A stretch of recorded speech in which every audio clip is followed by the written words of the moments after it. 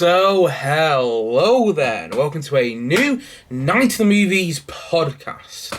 And in these podcasts, I talk all things movies and TV, and whatever I want, whenever I want. And today, I'm doing another short podcast. Yes, I'm only reviewing one film in this podcast, and the one film that I am reviewing is Rye Lane. But before I get into my review of Rye Lane, I should say what I say at the start of every podcast I do, that if you are watching this podcast on YouTube, hello there to my viewers, but heck, you're just not in the right place and you don't have enough time right now to watch the full podcast on YouTube, then you can also check the podcast out audibly on Spotify at Night of the Movies on that platform. But if you are already listening on Spotify, hello there to podcast listeners, then you can also check the podcast out visually on my YouTube channel at Night of the Movies on that platform as well. Likewise, wherever you are watching or listening to the podcast, please feel free to like and subscribe if you enjoy the podcast, of course, and also leave me some suggestions of things to talk about in future podcasts, and also some feedback on the podcasts I've done so far. Maybe you prefer longer podcasts, or maybe you like these short podcasts. Whatever your thoughts, let me know in the feedback section if you listen to this just audibly, or in the comment section if you are watching this on YouTube. But anyway, let's get straight into it, shall we, today? And let's get into my review of Rye Lane, which is currently streaming on Disney Plus, at least in the UK anyway. And Rye Lane is directed by Raine Miller. I might be pronouncing her name, I'm going to apologise if I am. And basically the plot revolves around two young adults known as Dom and Yaz. And both of these young adults have just come out of breakups, and they accidentally bump into each other and end up spending the day with one another. And as they spend the day with one another, you start to realise that there's a connection between them two. They start to realise that they have more of a connection than they initially realised. And that's essentially the gist of the film. I mean, there's more to it than that, obviously, but that's the premise for the film. That's a setup for the film. And this movie is a complete joy. It is absolutely wonderful, and it might be my favourite film of the year so far. Like, I just had such a huge grin whilst watching this film yesterday, and my grin just kept on growing as the film progressed. Like, I was smiling about 5 minutes into it, then by the end of the film, I felt my cheeks were starting to hurt a bit, just because of how much I've been smiling and how much I've been laughing throughout the film. Honestly, it's just so delightful and such a wonderful watch, and it's so wonderful to watch because you believe in these characters, you believe in their relationship, you believe in the relationship between Dom and Yaz, and also all the supporting characters are really fun to watch as well, and the actors who play them, I forgot the names off the top of my head right now, so I've just got their names here.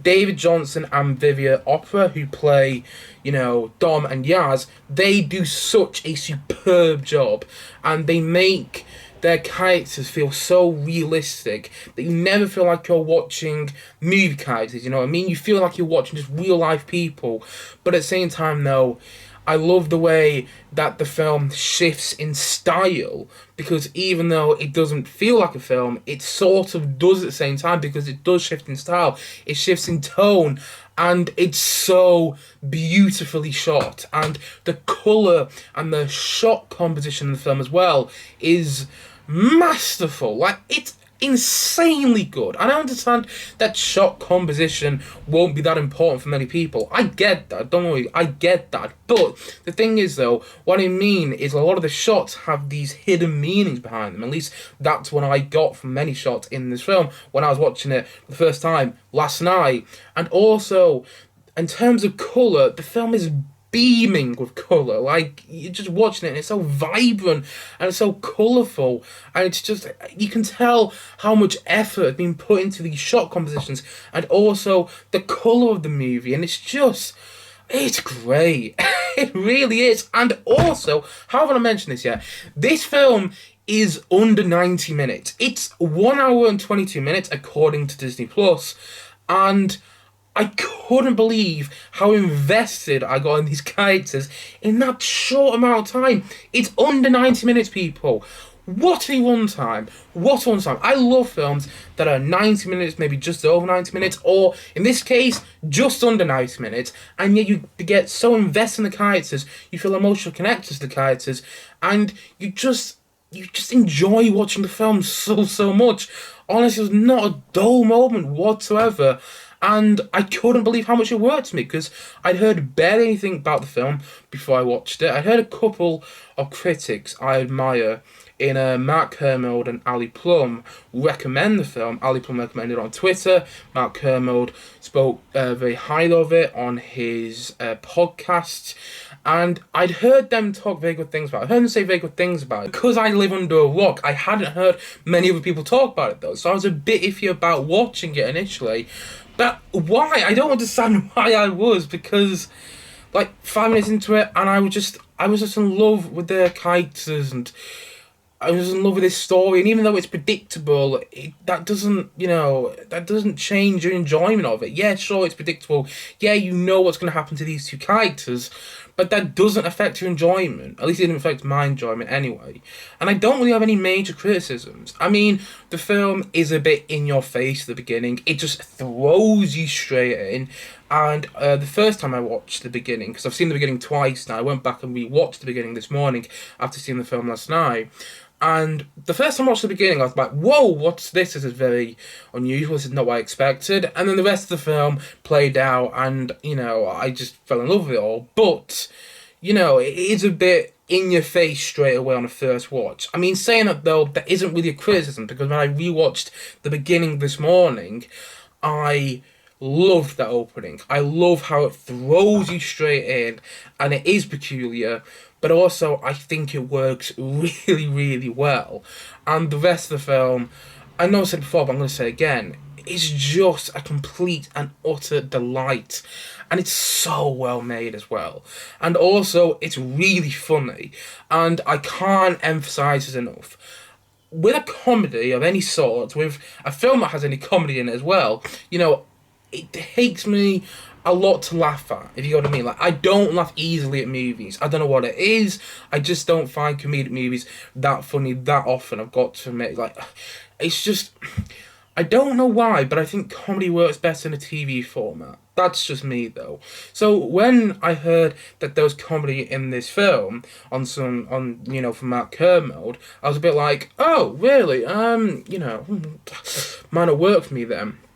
And then, when you get to the comedic moments, though, I was laughing out loud, which I really didn't expect. And there's one joke involving a very famous world-class actor. I'm not going to give away who it is, but there's one joke involving a very famous actor relating to a very famous Richard Curtis rom-com, which I absolutely adored, and I think is one of the cleverest jokes I've seen in a rom-com period. Because this is a rom-com in the end, and, you do feel the romance, and yet you do feel the comedy, though, in that same way that you do in many Richard Curtis rom-coms. Although saying that, I actually think this is better than many Richard Curtis rom-coms, and I love Richard Curtis. He's one of my favourite rom-com filmmakers. I watch Love Actually, at least once a year. I normally watch Notting Hill once a year, and I normally watch The Boat That Rocked once a year as well.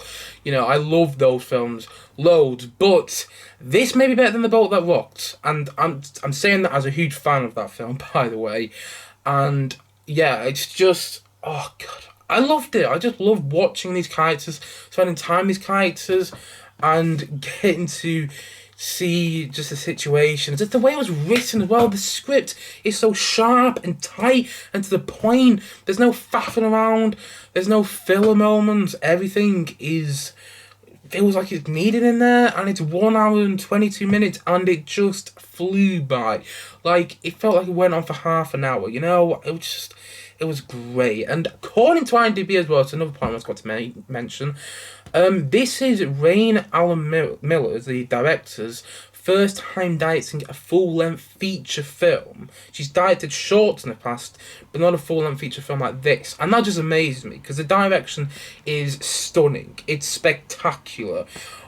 you're watching and going, I don't know how you do these scenes, really. I don't know how you would orchestrate a scene like this in an environment like this, because a lot of moments where it takes place, out in the open and exterior settings, and I don't know how you do that, though. I mean, that might just be me because I'm a bit stupid, but so I was watching it going, wow, I haven't seen filmmaking like this in a long while, especially of a film this year so far. And I know I've said it's my favourite film of the year so far, and I know we still have many big movies coming out, and that may be a bit premature. I mean, we're getting into June soon, and when we get into June, I mean, just look at the films coming out. July, look at the films coming out there. Look at the films coming out later this year as well. Honestly, it looks like we're going to have a great year of cinema.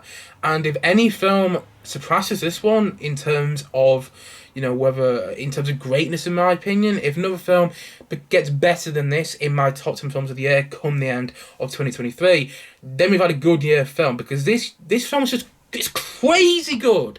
It is so fun to watch, and it's under 90 minutes, which is one of the best run times ever.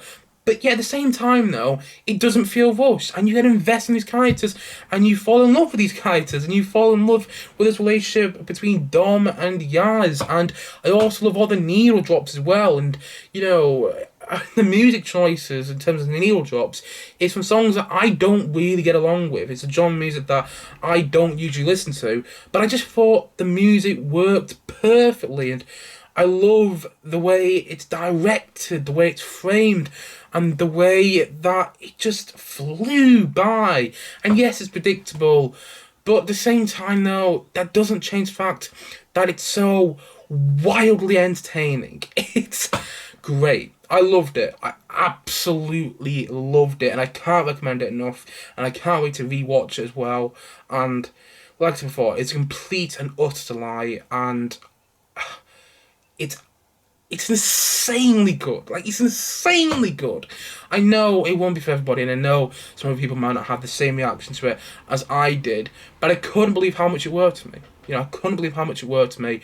And if films are going to be better than this later on in the year, then we've got a good year of cinema ahead of me. We've got a good year of cinema ahead of us, because this is my favourite film of the year so far. And, I'm really happy to say that. And so, all in all, I'm going to say that Rye Lane, you know what? I'm feeling generous. I'm going to say that it's a 9 out of 10.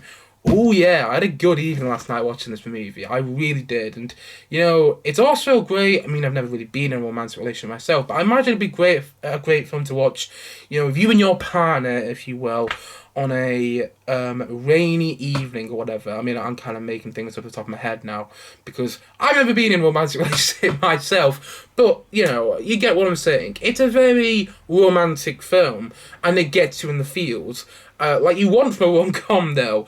And, it's so good. Like, it's so good, and I'm surprised more people aren't raving about it. Listen, it's on Disney Plus, and at least it's on Disney Plus in the UK anyway, and it's so entertaining, and it's under 90 minutes as well. You can stick this on at 9 o'clock and it'll be over by 10:30. And not that that's a big deal for anyone. I don't know where that came from, but the point I'm making is, this isn't a film that's going to take up a whole evening or a whole afternoon or anything like that. It's just a movie you can stick on and watch it, and time will fly by, and before you know it'll be over, and you'll be sad that it's over, but at the same time, though, you'll be deliriously happy you watched it. I promise you. I mean, I don't always keep my promises, but I promise you, you will probably enjoy this film. I mean, at least I hope you will. And the characters are great, like I said before. The performances are great. The direction is awesome. It's stunning. It's brilliant. I love the framing. I love the supporting characters as well. I love the relationship between the main two characters. I just love so much of this film. The soundtrack, the settings, and just how much fun it was to watch. It's wildly entertaining, and like I've titled this podcast today, it is a complete joy from start to finish. And that is why I absolutely love Rye Lane, and that is why I'm also going to say that's my favourite from the year so far. That's also why I'm going to say that it's a 9 out of 10 from me.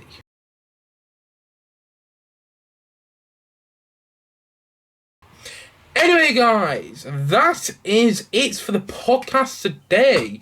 Just gone over 15 minutes now, so I'm keeping these podcasts a bit short at the moment, at least this one anyway. And I did this with my podcast on Air, the Ben Affleck film, a couple of days ago now. I'm not sure where that podcast came out. I'm not sure when this podcast is coming out. I'm pre-recording this quite a few days before it actually probably come out. Little behind-the-scenes fact there, because I've got a busy couple of days ahead of me, or by the time you guys watch this, I probably would have just had a busy couple of days. But nonetheless, that's not important whatsoever. But hopefully you enjoyed this podcast today, and let me know your thoughts on Rye Lane in the comment section below, or the feedback section, or whatever. Let me know your thoughts on the film, and also if you haven't yet, check it out.